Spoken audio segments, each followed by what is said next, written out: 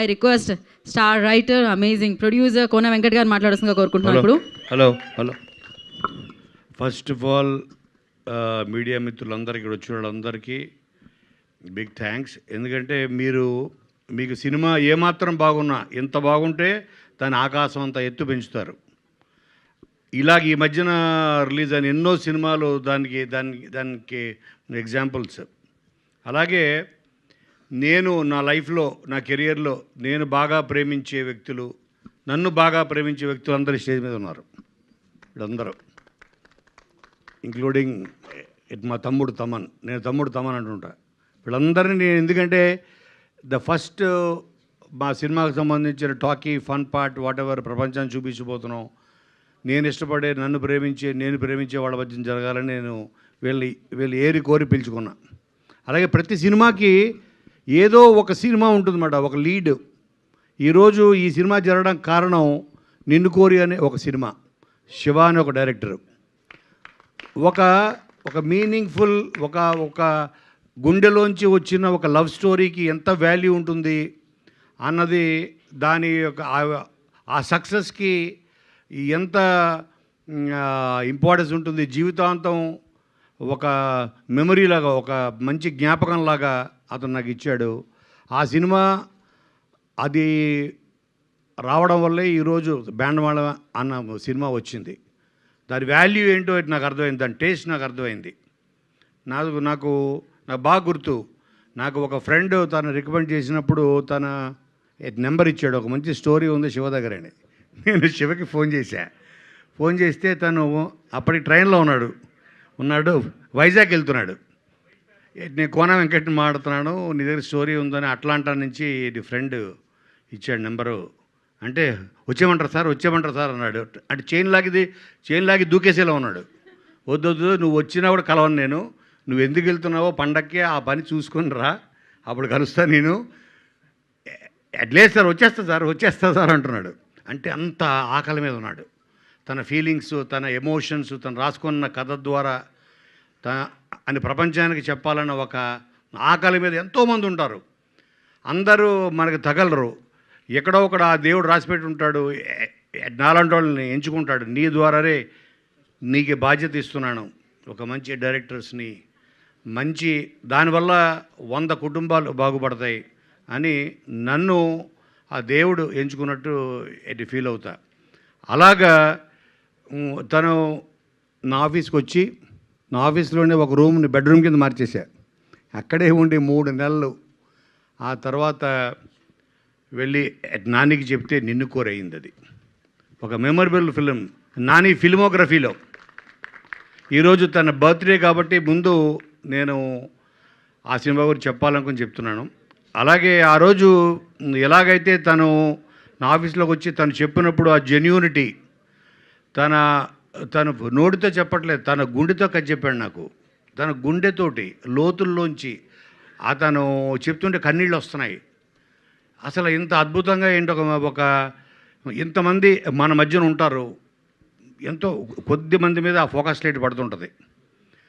ఆ focus light ఆగినప్పుడు మనకి వాడి వాల్యూ తెలుస్తుంటుంది, లేకపోతే తిరుగుతూ ఉంటుంది. అది అలాగే కొన్ని సంవత్సరాల తర్వాత మళ్ళీ నా దగ్గరికి వచ్చాడు శివ. సో నేను అదే అనుకున్నాను, సతీష్, అటు శివ ఇటు సతీష్. అలాగే ఒక ల్యాప్టాప్ వేసుకొచ్చి ఓపెన్ చేసి సాంగ్స్ పెట్టాడు, ఇది పెట్టాడు, నుంచున్నాడు, డ్యాన్స్ చేస్తున్నాడు, చెప్తున్నాడు. నాకు ఎగ్జాక్ట్గా మళ్ళీ ఇంకొక శివని చూసినట్టే ఉంది నాకు. అండ్ అదే హార్ట్ తోటి, అదే గుండెతోటి మళ్ళీ నాకు కథ చెప్పాడు. అదే బ్యాండ్ మేళం. అది చూసిన తర్వాత నేను ఒకటే అనుకున్నాను, ఎందుకంటే ఇది ఒక 10th క్లాస్ నుంచి ఒక డిగ్రీ ఫైనల్ ఇయర్ వరకు, ఒక ఇంజనీరింగ్ ఫైనల్ ఇయర్ వరకు జరిగే ఒక ఇద్దరు బావమర్దల ట్రావెలే ఈ లవ్ స్టోరీ.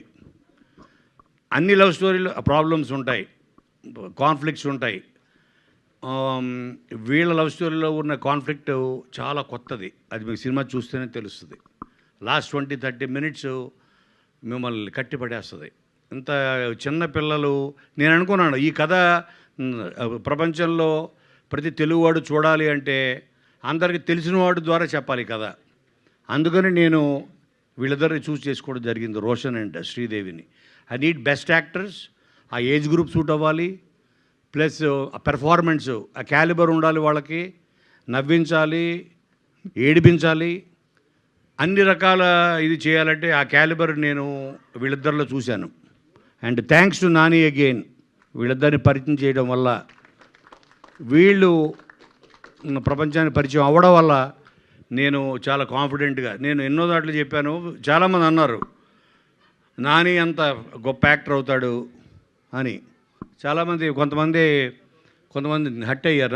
నాకు అర్థం కాలేదు, నానితో కంపేర్ చేస్తారేంటని. మనం మన లైఫ్లో ఒక గోల్ పెట్టుకుంటాం, ఫలానా అంత గొప్పోడు అవ్వాలి, నువ్వు ఇంత గొప్పోడు అవ్వాలని అంటుంటారు పేరెంట్స్. సచిన్ టెండూల్కర్ అంత గొప్ప క్రికెటర్ అవ్వాలని, అంటే కానీ సచిన్ని తొక్కేమని కాదు అర్థం దానికి.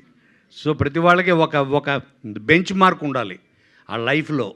నాకు తెలిసి తన పెర్ఫార్మెన్స్ చూసి తను పెట్టుకున్న బెంచ్ మార్కే నాని అనుకుంటున్నాను నేను. సో అందుకని like it's not a comparison, అది ఒక గోల్. అంటే ఇక దానికి మించి లేదని అర్థం, అంతకన్నా గొప్ప పొగడత ఇంకోటి లేదు. అలాగే మొన్న ఓ టీజర్ రిలీజ్ అయ్యి మేము చిన్న స్పెషల్ గ్లిమ్స్ వదిలాము.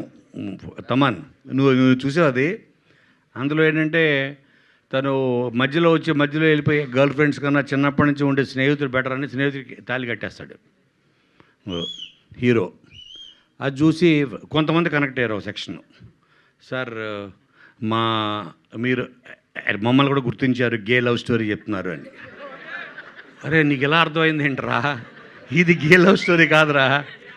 అంటే ఇప్పుడు తాళి కట్టాడని ఆ నెక్స్ట్ డే పాల గ్లాస్ పట్టుకుని వెళ్తాడు లోపల రూమ్లోకి అని మీరు ఏదేదో ఊహించుకున్న కాదు. అది ఓన్లీ ఒక సింబాలిక్ జెస్చర్.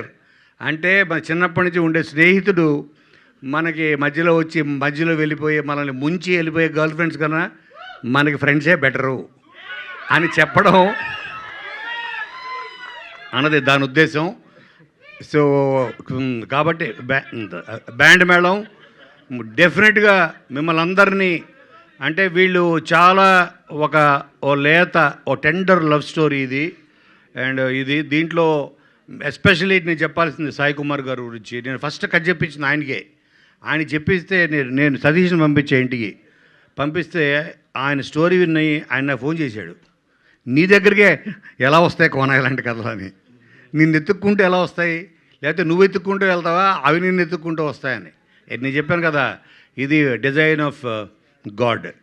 ఆయన నన్ను ఎంచుకుంటున్నాడు, నువ్వు ఇలాంటి కథలు పాప వీళ్ళని తీసుకురా బయటికి, వీళ్ళని ప్రపంచాన్ని పరిచయం చేయని. అలాగే తర్వాత చెప్పించిన వ్యక్తి చంద్రబోస్. ఇప్పుడు మీరు విన్న ఆ సాంగ్ బెల్లం చుట్టూ ఈగ లెక్క అని.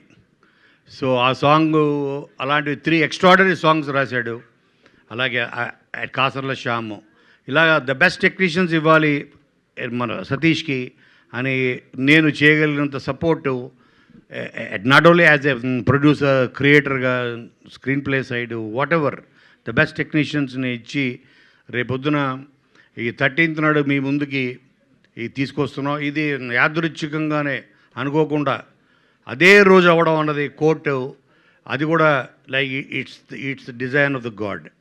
కాబట్టి మళ్ళీ అదే సక్సెస్ మీరు మళ్ళీ నా కోసం కాదు, మళ్ళీ ఈ యంగ్ టాలెంట్ కోసం, మళ్ళీ సతీష్ కోసం, అటువంటి ఎంతోమంది యంగ్ టాలెంట్ని మళ్ళీ మీకు పరిచయం చేసి మంచి కథల్ని మీకు పరిచయం చేసే నాకు ఆ శక్తిని, ఆ సక్సెస్ ఇస్తుంది అని నేను మనస్ఫూర్తిగా కోరుకుంటూ, మీరందరూ 100% దీని గురించి నెక్స్ట్ 10 years మాట్లాడుకుంటారు బ్యాండ్ మేళం గురించి అనే నమ్మకంతో మీ అందరికీ మరొకసారి thank you so much. Thank you తమ్ముడు Thaman, thank you so much for coming. నువ్వు రావడం వల్ల ఇది చూసావా, ఇక్కడ కొంతమంది కొణిదలు అంటున్నారు, కొంతమంది నందమూరి అంటున్నారు, కానీ దీని మాత్రం నాకు ఎప్పటికీ తమ్ముడు తమ్మనే. థ్యాంక్ యూ కోన గారు. మీరు రాసిన సినిమాలు చూసాము, మీరు ప్రొడ్యూసర్గా తీసిన సినిమాలు చూసాము, ఈ సినిమాలో మీరు చేసిన డ్యాన్స్ని కూడా చూసాము. Thank you so much.